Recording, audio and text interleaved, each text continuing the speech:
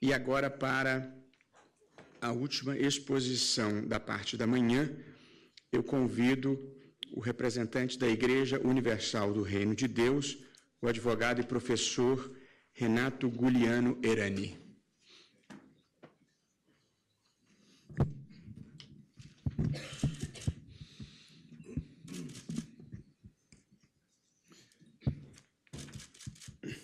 Excelentíssimo senhor ministro Luiz Roberto Barroso, em nome de quem cumprimento toda a mesa, todas as autoridades presentes, os expositores e o público em geral.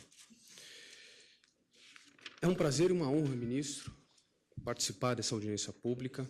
Felicito Vossa Excelência pela sensibilidade de convocar a sociedade a refletir sobre tema de tão relevo, tão importância social. Inicialmente, eu gostaria de declinar o meu primeiro ponto de observação a respeito do tratamento da matéria.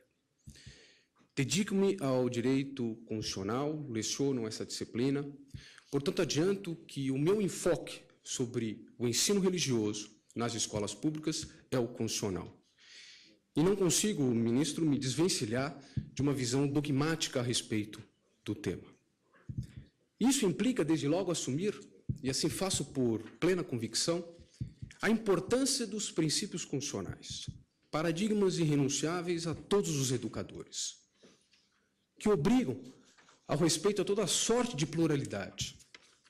Tenho para mim que uma pátria não prospera num ambiente de formação de crianças e adolescentes que não cultue o respeito ao sentimento religioso, à liberdade de expressão, à liberdade de consciência e de culto.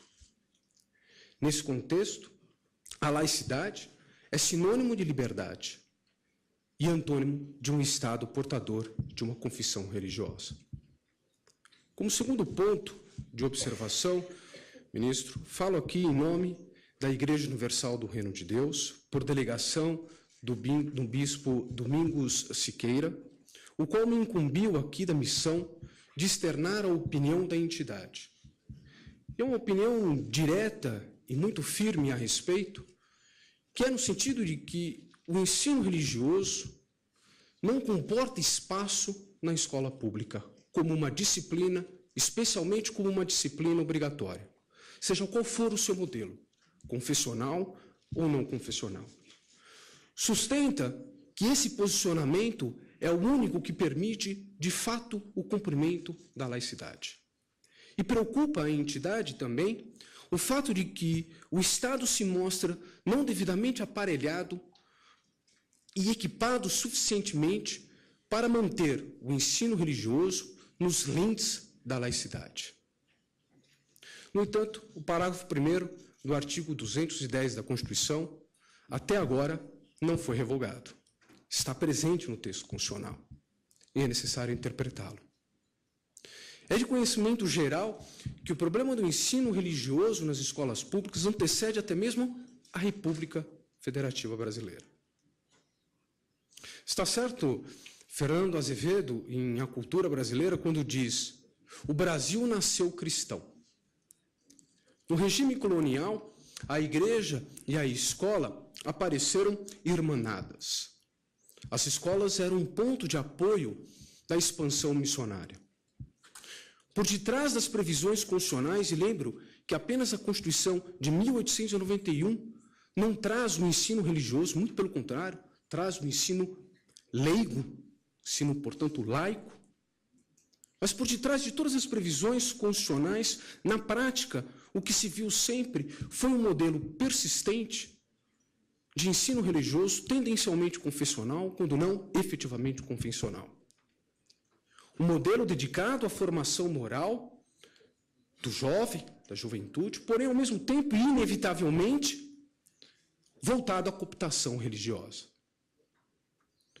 Mais de um século de Estado laico ainda pende de pronunciamento definitivo do guardião da Constituição o tratamento da matéria.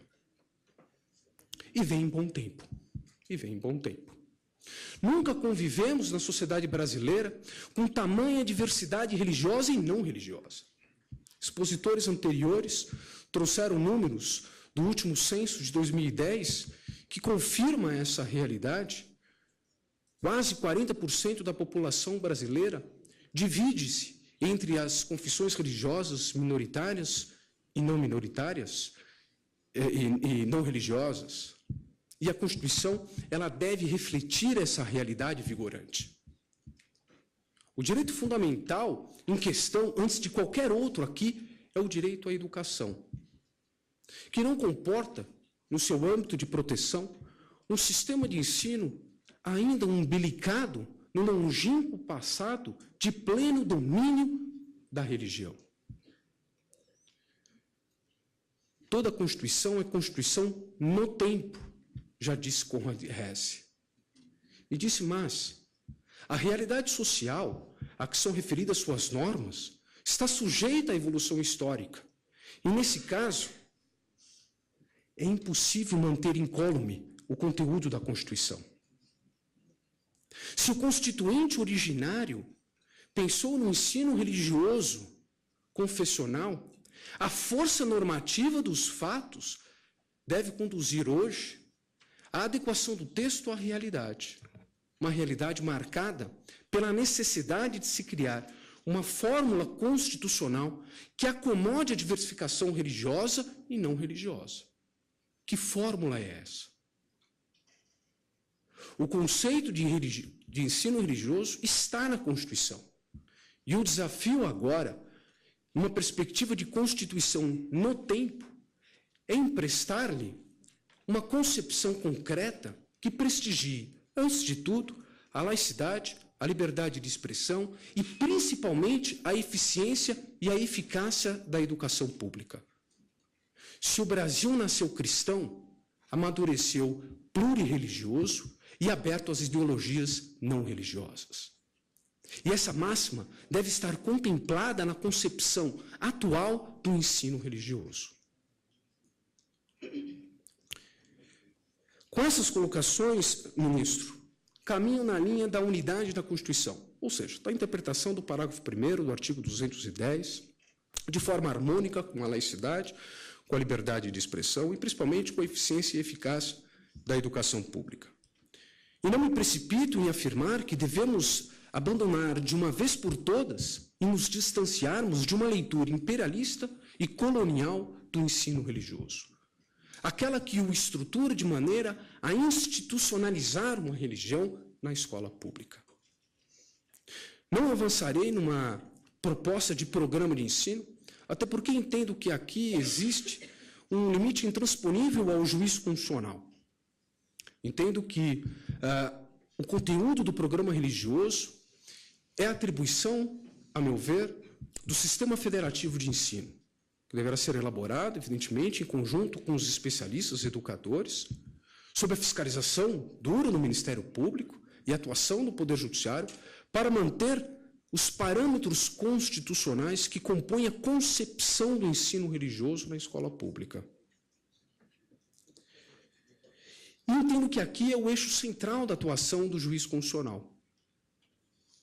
Qualquer que seja o seu programa, é necessário que se respeite certas balizas constitucionais.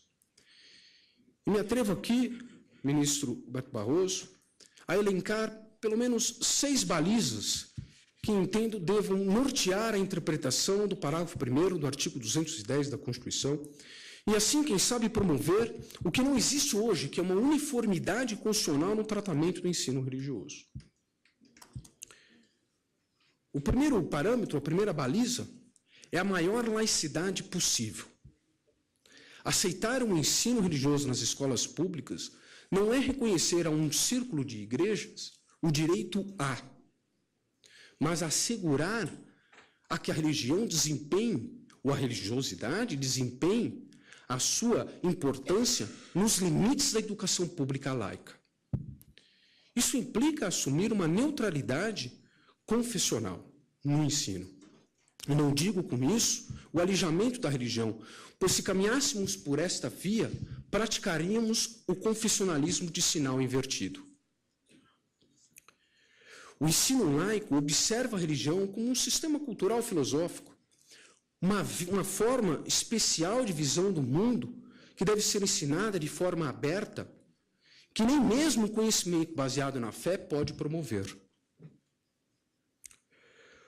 O segundo balizamento que destaco aqui, ministro, é a dimensão cultural da religião. O fenômeno religioso integra o patrimônio cultural brasileiro, agasalhado e refletido na Constituição. Projetar uma concepção concreta da Constituição implica o respeito à cultura brasileira, passada e, sobretudo, a presente. Sem perder de vista, evidentemente, a necessária desvinculação institucional entre o Estado e a religião. O terceiro paradigma é o caráter instrumental do ensino religioso. Não há aqui um dilema sobre a proteção da religião, mas o seu papel na educação pública. Me parece central nessa discussão é a instrumentalidade da religião. É a religiosidade a serviço da educação pública. Portanto, os dois parâmetros de neutralidade e instrumentalidade, imagino, devam nos conduzir ao que ensinar às crianças. E nos projeta a um conteúdo voltado para, primeiro, o fenômeno cultural religioso, com repercussões políticas e sociais. Não é possível entender certos eventos de caráter universal sem conhecer antes as religiões ou no contexto das religiões. Os fundamentos filosóficos, num grau elevado, considerando que o ensino religioso está presente e sempre buscando, não quero perder essa linha de pensamento, uma fórmula que possa acomodar a diversidade religiosa, pensar na ideia de que as religiões possam ter um fundo de fundamento filosófico de alguma forma comum no que se refere aos anseios da ética e da humanidade no convívio das nossas crianças. Me parece constitucionalmente aceitável a um sistema educacional brasileiro que se dê acesso a esse conteúdo filosófico. Os ritos, as liturgias, isso de fato deve ser reservado ao reduto familiar, às organizações religiosas em si e até mesmo às escolas privadas. O estímulo ao juízo crítico, sim, a análise, aprender a analisar também as posições agnósticas e ateístas, entender, incorporar nesse raciocínio todo, dentro da ideia de uma ideologia plural que a educação deve ter. Elenco também um outro paradigma, a estrutura docente laica. O quadro de docentes não pode ter vínculo institucional com as igrejas. Os critérios de admissão docente também não podem estar sob o controle da igreja ou de um grupo hegemônico. Imagina-se também a necessidade, de fato, de docentes com cursos de licenciatura, se ensino religioso, ciência das religiões, tanto melhor. Agora, percebe-se que há necessidade de um aparato especial do poder público, de modo a que garanta um corpo docente qualificado e descomprometido com qualquer forma de institucionalização da religião. Um penúltimo paradigma, que é a paridade de pertinência educacional. A religião ela é importante enquanto importante for para os fins da educação pública. Entendo ser um erro a predisposição constitucional da pertinência do ensino religioso e de qualquer outra disciplina. Da mesma forma que devemos perquirir o porquê a matemática, a biologia, a física devem integrar o programa básico de ensino, devemos também perguntar por que a religião deve ser estudada, as religiões devem ser estudadas, e isso a cada dia. Uma disciplina só pode subsistir enquanto for fundamental à plena formação da pessoa. Nem mesmo as disciplinas básicas nós extraímos da Constituição a sua petrificação. A exceção, é claro, da língua portuguesa. Apenas o ensino religioso está petrificado na Constituição. Petrificado no sentido de uma pré-determinação constituinte da sua pertinência educacional. É isso que eu não consigo compreender. É uma opção constituinte que, de fato, merece uma revisão. A oferta constitucionalmente condicionada também. a Lei de Diretrizes e Bases transferiu aos Estados o poder de regulamentar os procedimentos de habilitação docente e o conteúdo programático. Isso implica um raciocínio, uma sistemática do ensino religioso, que não é possível você extrair um modelo comum, mas nem por isso estão desvinculados de certos parâmetros constitucionais, os quais estamos tentando aqui construir. De modo a que se consiga alcançar uma certa uniformidade e impeça-se essas distorções que têm se denunciado, principalmente, e eu observo isso, na petição inicial da ação direta de inconstitucionalidade em questão. Para encerrar, ministro Roberto Barroso, considerando, então, esses balizamentos constitucionais, caminhamos para uma conclusão de uma proposta de leitura do parágrafo 1º do artigo 210 da Constituição, concertando com a ideia de um ensino sobre religião, e não um ensino da religião, com um programa não confessional, com oferta constitucionalmente condicionada, matrícula facultativa e docentes oficialmente capacitados. Entendemos assim, dessa forma, atender a um parâmetro constitucionalmente adequado para a interpretação conforme do artigo 33 da Lei de Diretrizes e Bases. É como pensa, senhor ministro, a Igreja Universal do Reino de Deus a respeito da matéria. Obrigado. Muito obrigado, doutor Renato Guliano Erani. Com isso, nós encerramos as manifestações daqui da parte da manhã. Eu, na medida em que agradeço de coração a presença de todos, gostaria de fazer um breve registro antes de encerrar. A vida civilizada, ela aspira ao bem, ao correto e ao justo. Há pessoas que buscam orientação nesse caminho em princípios religiosos. Há pessoas que o buscam na filosofia moral. Há muitas pessoas que procuram combinar as duas coisas, a verdade revelada e a ética. E há outras muitas pessoas que professam um humanismo agnóstico ou ateu. A verdade é que a verdade não tem dono.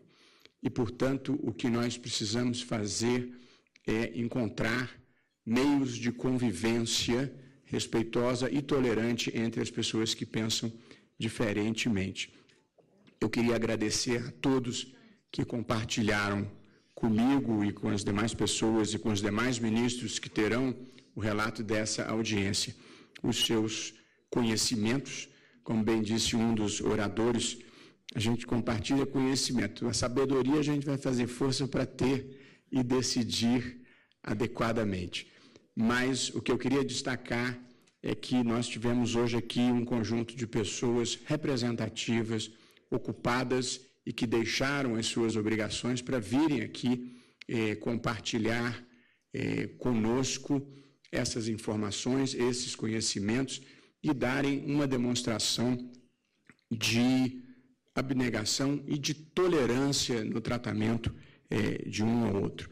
Eu, no momento em que encerro a sessão, gostaria de pedir aos senhores que permanecessem onde estão, para que eu possa pessoalmente cumprimentar e agradecer a todos e a cada um.